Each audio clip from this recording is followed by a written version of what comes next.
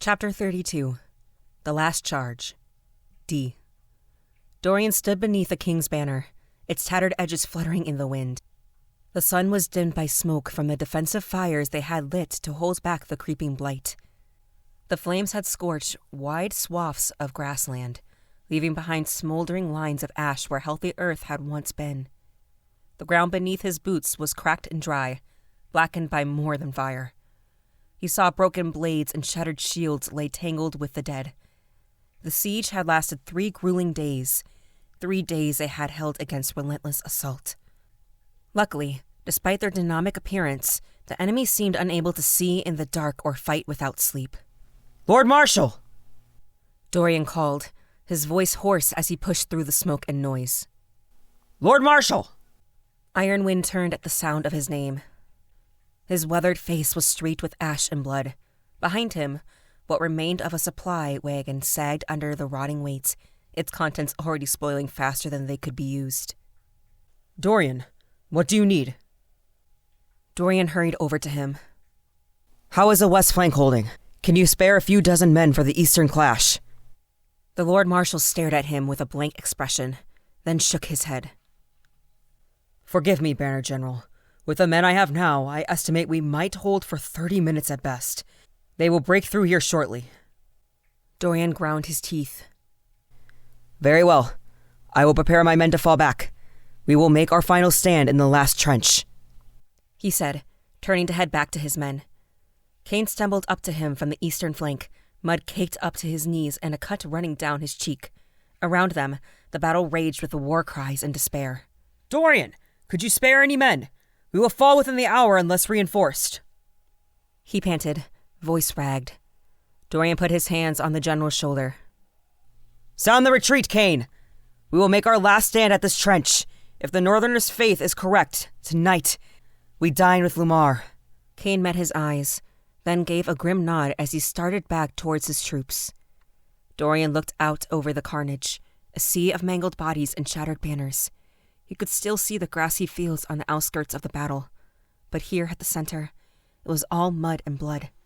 Behind him, the capital's walls loomed like a false promise of safety. The spring had not yielded enough supplies. If they tried to endure the siege, they would starve within the week, if the enemy's corruption did not bring down the walls first. So when the Lord Marshal posed the question to the generals, the vote was unanimous. "We fight!" At the final trench before the capital's walls, Lord Marshal Ironwind had ordered the last stand. Dorian looked around. 6 of the 7 bannered generals still lived, but their forces had taken a devastating hit. The host before them thirsted for blood. It was always the tattooed ones with dark eyes who led the assault. The less malformed soldiers came later.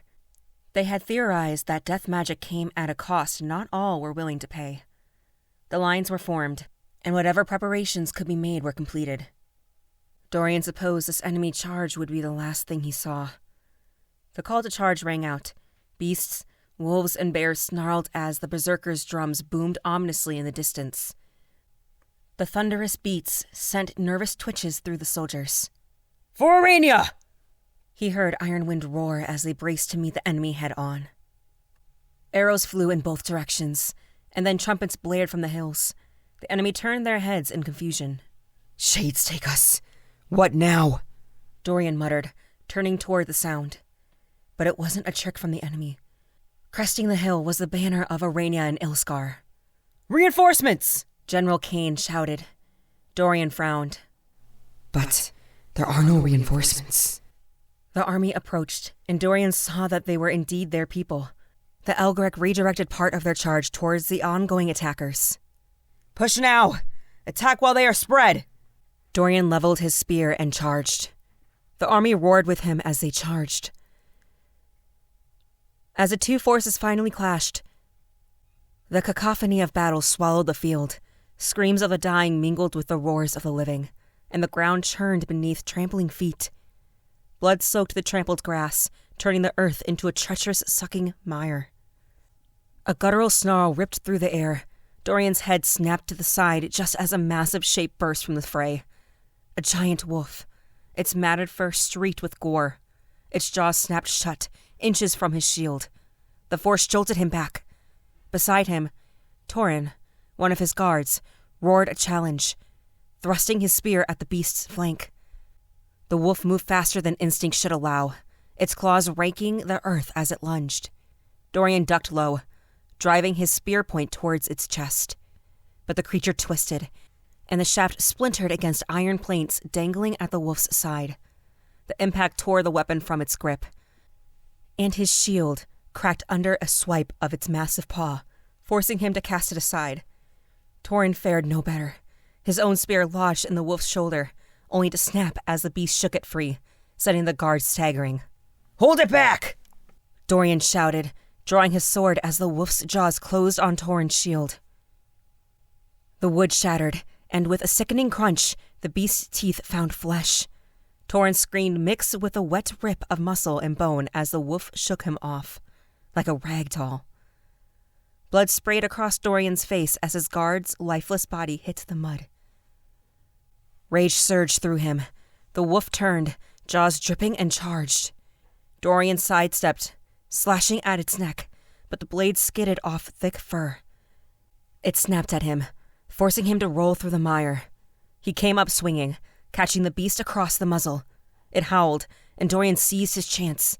Lunging forward, he drove his sword deep into its throat, twisting the blade until the howl became a gurgle. The wolf thrashed, but he held firm, pushing until it collapsed. Panting, he yanked his sword free, blood and mud mingling on the steel.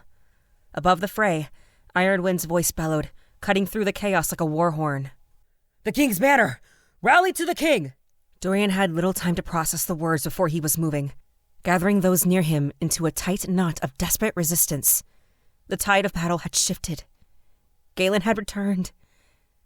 Strength surged through his weary limbs, and he fought with renewed ferocity.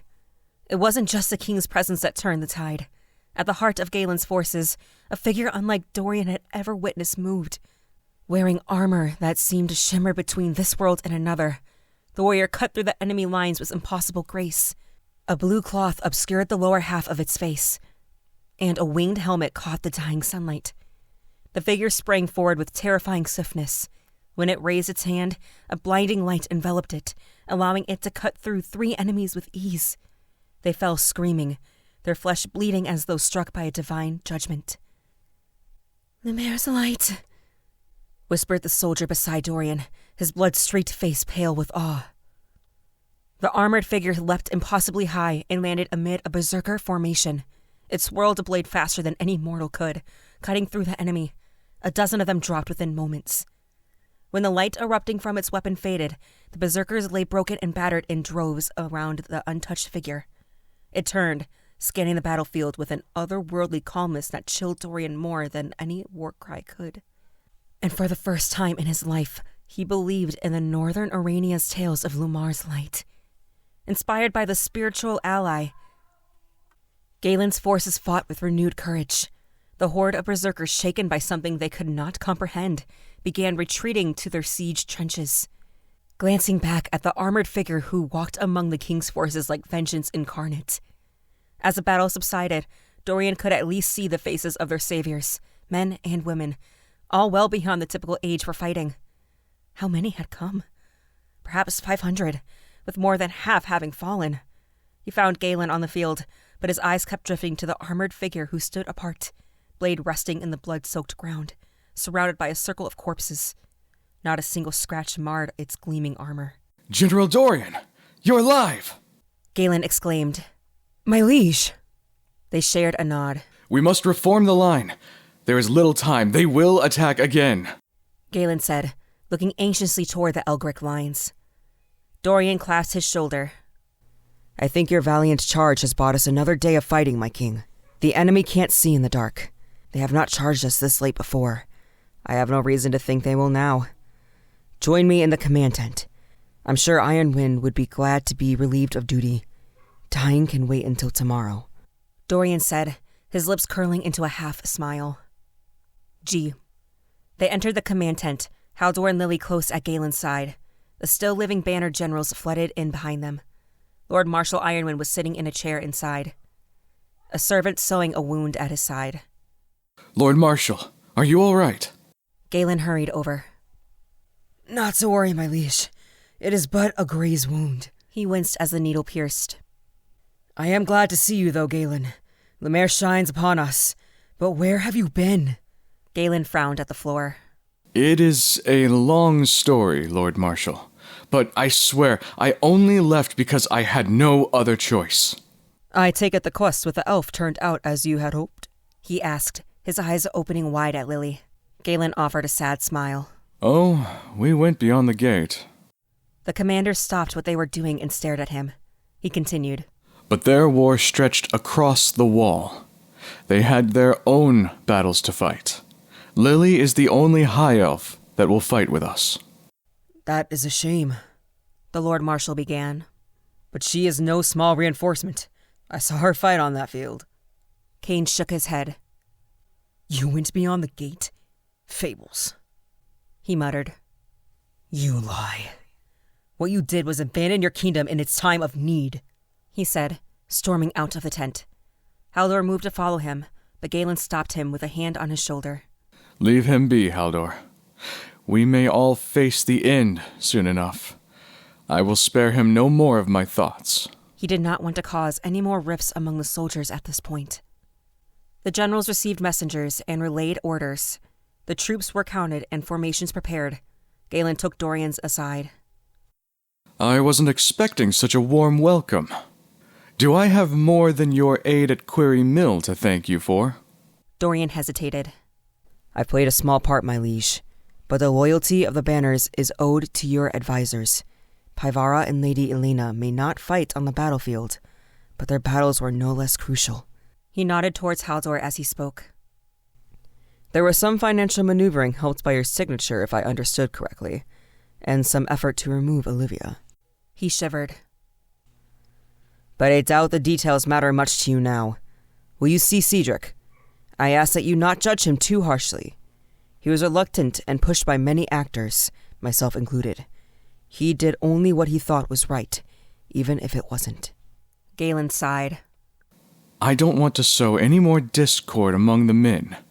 Besides, both he and I will probably meet our maker come morning.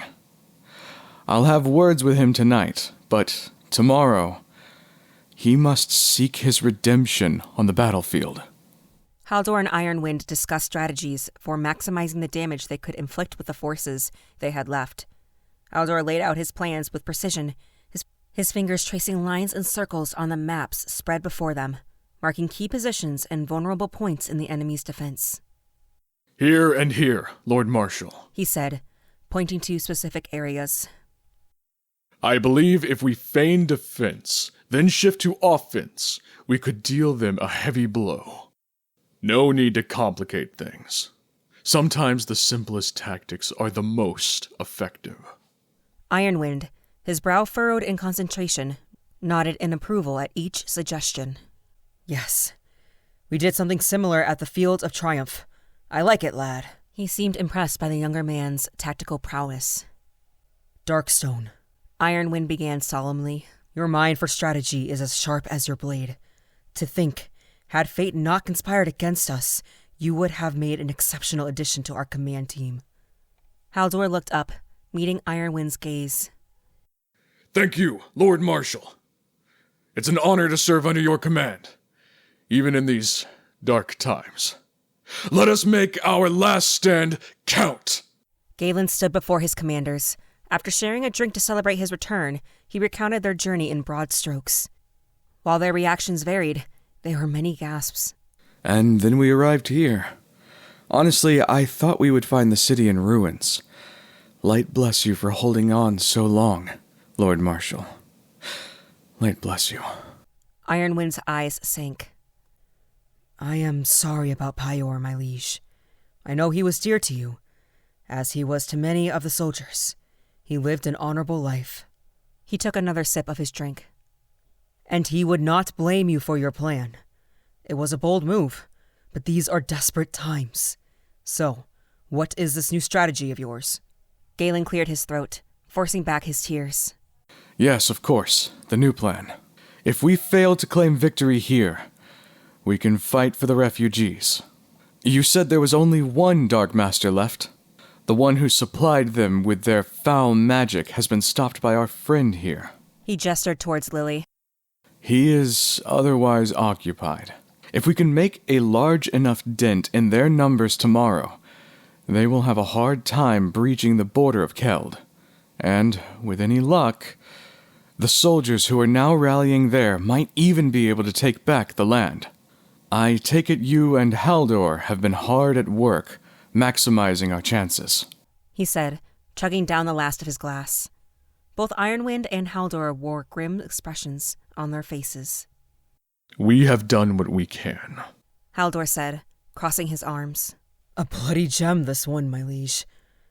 Not sure how you have kept this diamond hidden in the rough for so long, Ironwind said. Ghalen gave a teasing look to Haldor, whose only reply was a scoff and a frown. Ironwind continued. On Darkstone's suggestion, we will strike at first light, my liege. So far, we have been on the constant defense, and they have never attacked or shown much movement in the early hours. We hope to catch them off guard. He looked pleased with the plan, and Ghalen nodded. If we do, our forces should be on the Dark Master. Without that foul magic, any threat to Keld will be greatly diminished, Ghalen said, arching his back until it let out a satisfying crack. Ironwind turned his gaze toward Lily, who stood apart from the gathered generals. She held her winged helmet in one hand, her blue cloth drawn down from her mouth, and her armor glinted in the torchlight. I would ask you to hold the Eastern Pass, he said, his voice quieter now, almost reluctant. It is the single most vital chokehold we possess, but also our most vulnerable. We have lost hundreds defending it. Should it fall, they will spill into our flank like a flood. We cannot afford to lose it. But if we pull away nearly all the soldiers defending it, we could break through their main force. He hesitated, then sighed. I ask of you an impossible task. I am sorry. I would send more men, but... She raised a hand, stopping him mid-sentence. It will hold. Ghalen studied her, searching for hesitation or doubt, but found none. There was no arrogance in her tone, only the conviction of one who had already seen the outcome. Then I will not waste more breath, Ironwind said at last. Ghalen straightened and saluted his men. First light it is, then. Sleep well, my lords. Tomorrow, we face our destiny. I must seek my cousin, and after that, the temple is where I will find solace before meeting my maker. Faith is more important than ever, the Lord Marshal agreed. Good night, my king. Ghalen stepped from the warmth of his command tent into the bitter night air, his breath misting in the sudden cold that bit through his woolen cloak. The day's spring warmth had fled with the sun, leaving frost to creep across the churned mud of the war camp. Torches cast flickering light on the silhouette of his cousin's tent. Each step felt heavier. He had been dreading this encounter for weeks. He knew what he should do, what his grandmother would have done. Pull Cedric out before all to see and kill him, like the traitor he was. But Ghalen knew he could not do that. He knew he was not strong enough. The flickering lamplight cast long, accusing shadows across the tent as Ghalen entered. Cedric sat by a makeshift table, a half-eaten meal abandoned before him. He looked up and smiled. Ghalen! I heard you made it back. Lumiere shines on us. Does she? Ghalen asked in a grim tone. I know of your schemes, Cedric. Your plans to replace me. Ghalen, Ghalen raised his hand. I want no excuses. No more lies. I know the truth and would not have you lie to me under the mountain. Cedric didn't look up. He did not respond. He just shuffled a few of the parchments on the table before him. Cedric, Ghalen said, his voice low and controlled now. The weight of the day, the near defeat, and the knowledge of his cousin's betrayal pressed down on him. Cedric finally looked up, a flicker of defiance in his usual, amiable brown eyes. He opened his mouth to speak, but no words came out. Ghalen sighed. Explain it to me, cousin. Explain why you'd risk not only the kingdom, but your own neck in such a foolish plot. Cedric's jaw clenched tight. Then he finally spoke, his voice hoarse. "You were untested, Ghalen. Young.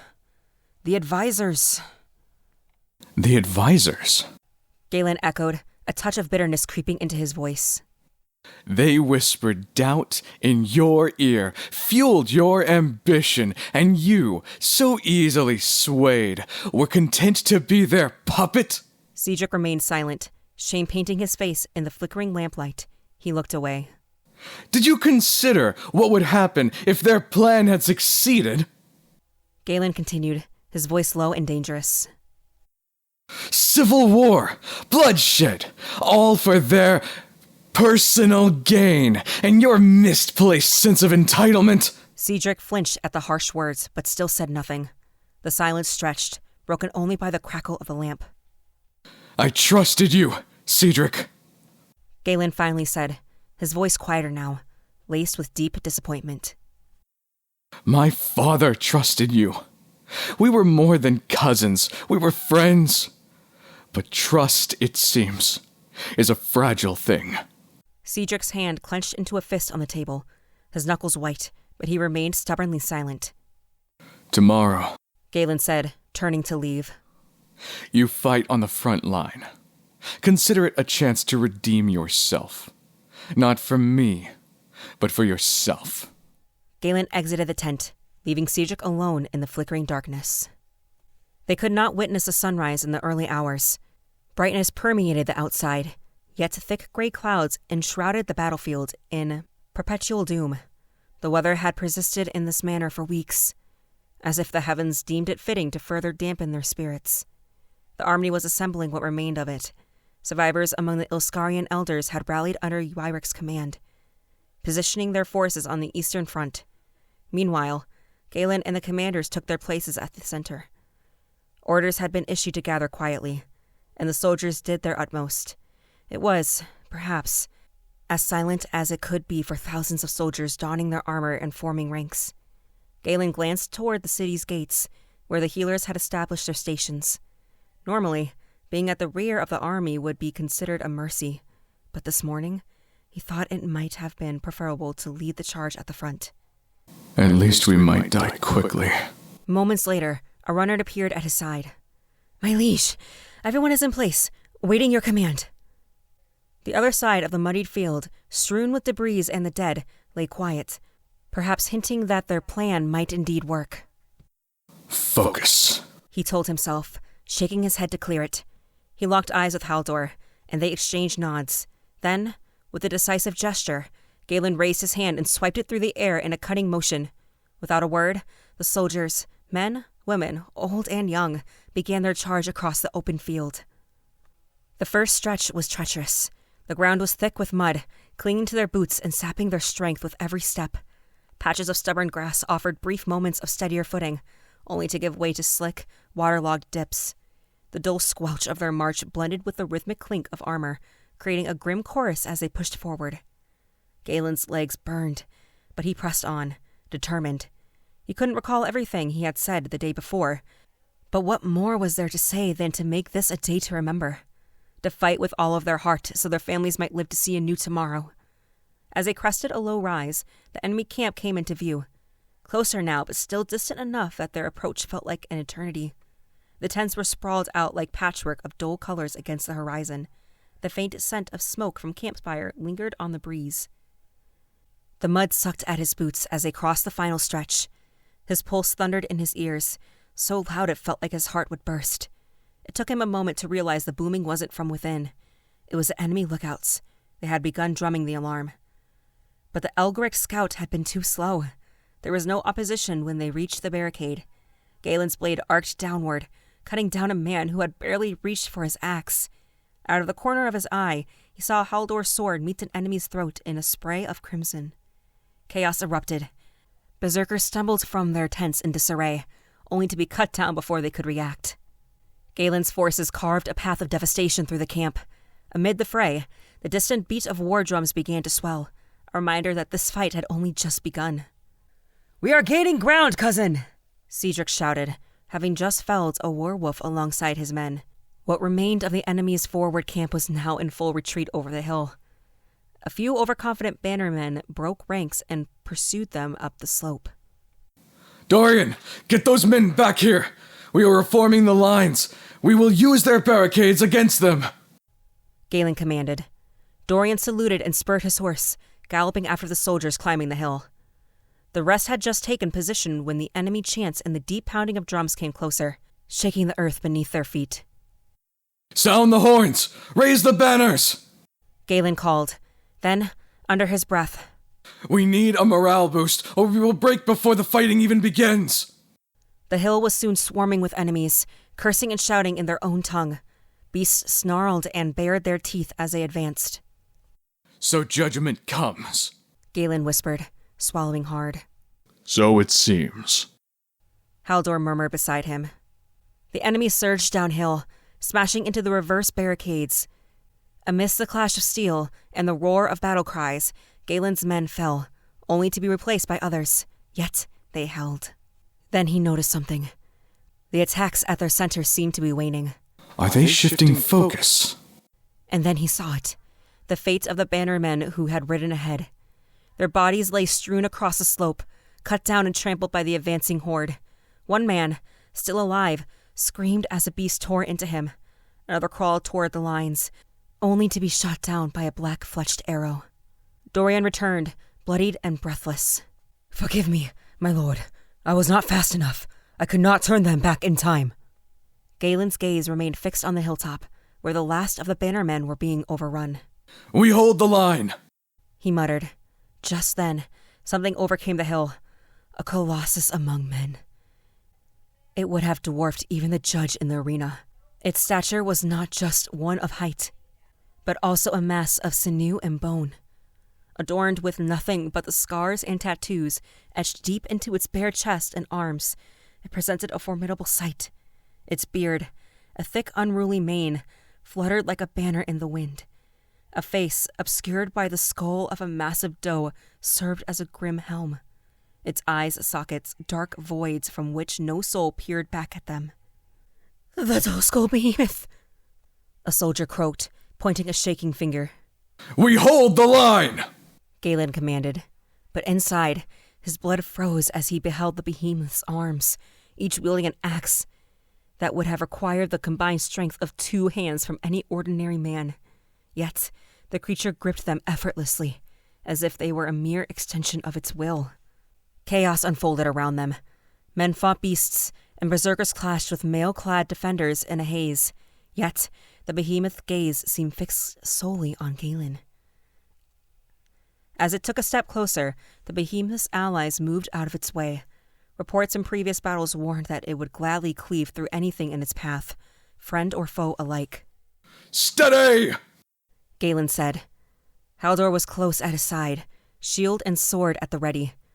Ironwind, Cedric, and Dorian to his left. He thought he saw a shake in Cedric's stance, but none of them faltered. Charge! He called, taking a few uneasy steps closer towards the behemoth. 2 of the general's guards led the charge, spears held high. The behemoth's axes flashed past in mere moments. The soldier on the other end just managed to raise his shield. The axe cut through, as if it were kindling wood. Both soldiers before them were dead before they made a few paces to engage. Adjusting the visor of its helm, every ache or weariness Ghalen felt vanished. Now, there was only the battle. They sprinted in unison, aiming to overwhelm the behemoth with combined strikes. Nelrith unleashed a volley of arrows from the sidelines, each shaft slicing through the air with deadly intent. They found their mark, but the monstrous figure was barely inconvenienced. A few arrows sticking out from its shoulder and neck like quills on a porcupine. It snapped them off with nonchalance, treating them as mere splinters.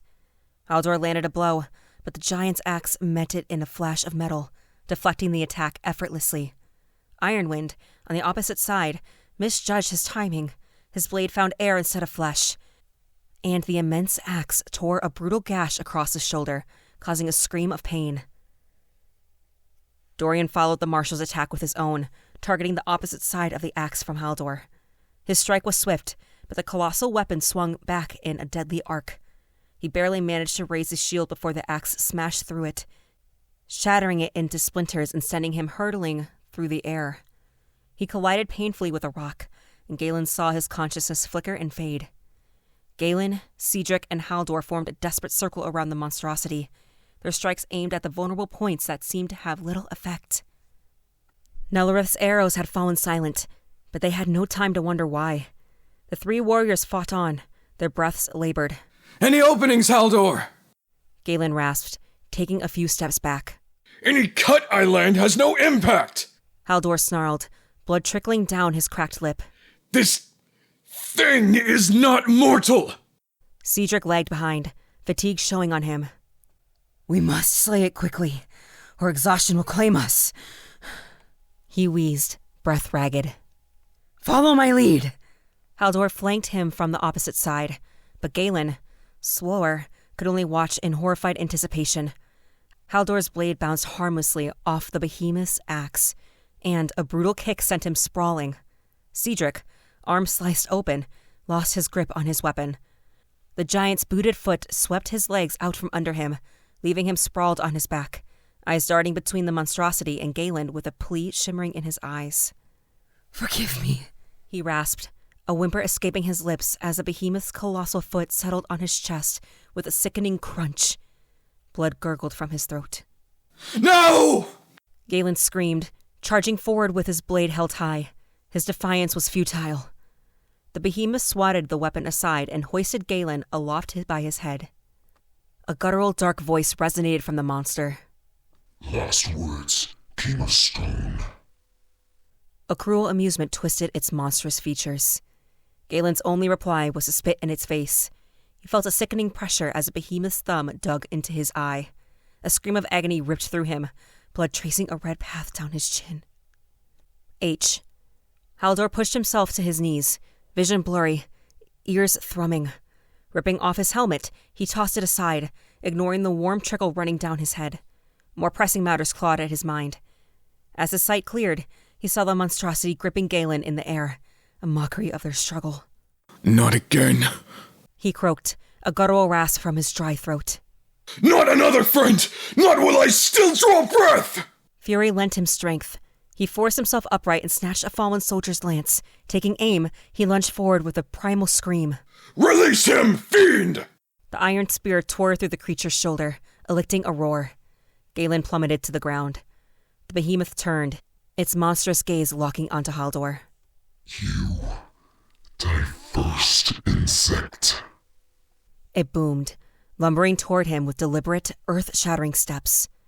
Haldor reached for his elven blade, taken from the sunwoods, then grabbed the ever-sharp, gleaming Durindal lying beside the fallen Lord Marshal.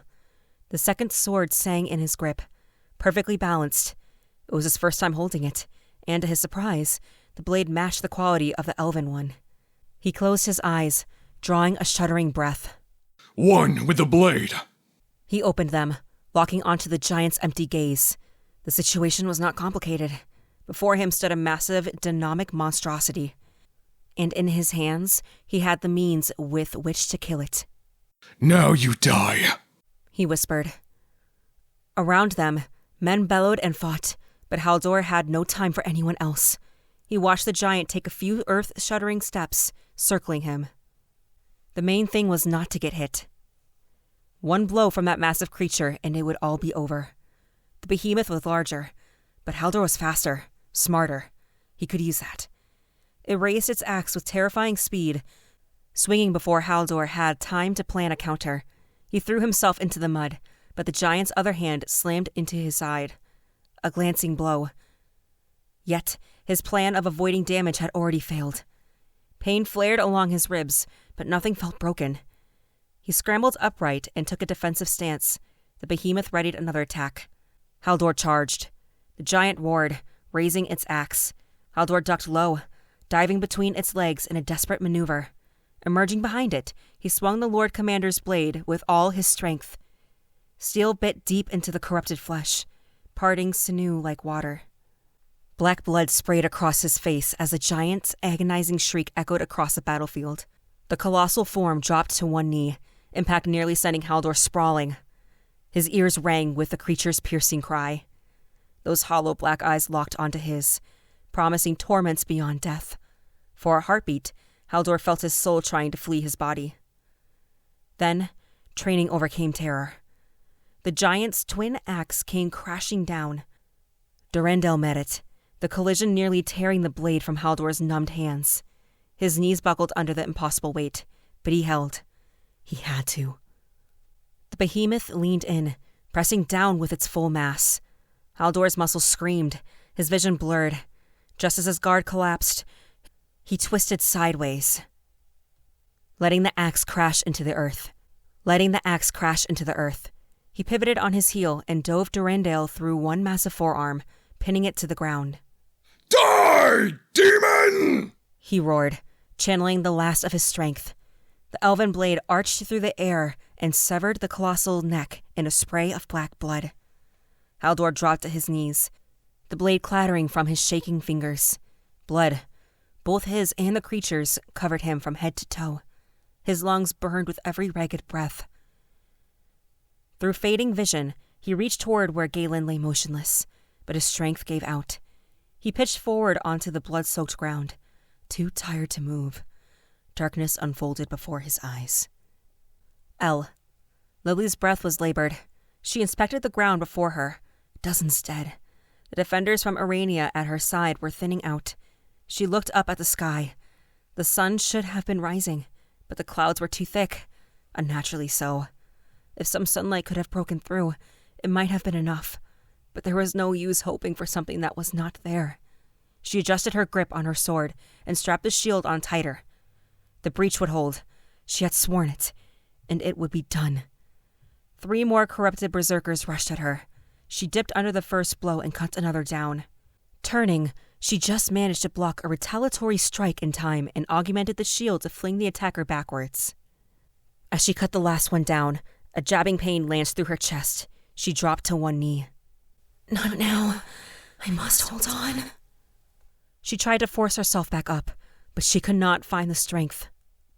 Lily, you must get up. They're going to breach. A soldier cried out. The few remaining soldiers gathered and charged towards the new oncoming warriors. Lily ground her teeth together and forced her hands against the earth. She had to get up. She could not let them through. Not after everything. The pain tore through her chest, blinding and sharp, but she pushed harder. Her arms shook. Her legs trembled. Her shield slipped from her grasp and cluttered uselessly beside her. She squeezed her eyes shut and tried to call the light, but it would not come. Only pain answered, and cold. A deep, gnawing cold that seeped into her bones. The dark hoon magic was there. She needed only to reach for it. She surrendered to the power. Her vision blurred. A strange blue tint washed over the battlefield, draining the colors into dull shadows. She was back in her nightmare, enslaved by the dark hoon magic. Sounds grew distant, as if she were listening from underwater. She felt herself pull away from her own body, a hollow observer tethered to broken flesh. But her body moved. Her legs straightened. Her arms raised the blade. She lurched forward with a speed that should have been impossible. There was no warmth, no fire in her veins, only an empty, biting force that drove her limbs. The corrupted came at her in a rush. Lily barely registered them. Her sword arm swung faster and harder than she had ever felt before. The blade, once gleaming silver, now burned with a dull blue light, like a star smothered by ash. Each strike cut cleanly, each blow sent bodies sprawling. They fell before her, one by one, but Lily felt nothing. No pride, no fury, only the cold weight pressing her onward. More came. She turned and slashed through them, the blue glow trailing from her blade like smoke on the wind. They could not touch her. They could not reach her. She was beyond reach, beyond pain, beyond herself. Slowly, the tide began to turn. The attackers faltered. Their numbers thinned. Lily stood alone in the ring of fallen enemies, her chest heaving, the sword limp in her hand. A roar rose from below the hill. Reinforcements. Armors gleamed in the pale light as fresh soldiers surged into the fray, pushing the enemy back. Lily's vision wavered. The blue tint faded, leaving the real world harsh and bright around her. The strength drained from her body as if a cord had been cut. She crumbled to her knees, the sword slipping from her fingers. Sweat poured down her face, soaking her hair and blurring her eyes. She gasped for breath, trembling as the coldness receded like a dying wave. It felt like a fever breaking after a long, brutal siege. A hot, drowning release that left her shaking and spent. Somewhere beyond the battlefield, she felt it. A pull, like a thread tugging at her. A flood of warmth and light, beckoning her away from the blood and the mud. Lily forced herself up and limped towards the light.